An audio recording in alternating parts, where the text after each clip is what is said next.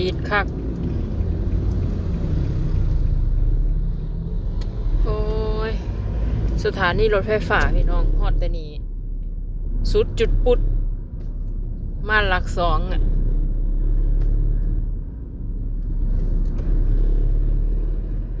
สุดยูเขตเนี่ยบางแค่เลยเดอะมอลล์มานี่เสาสุดจุดปุดบ่มีแล้ววันนี้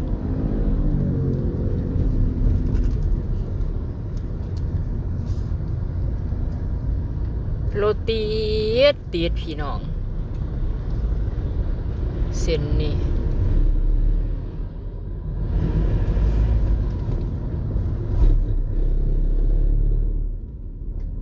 เพชรเกษมนี่ติดแห้ง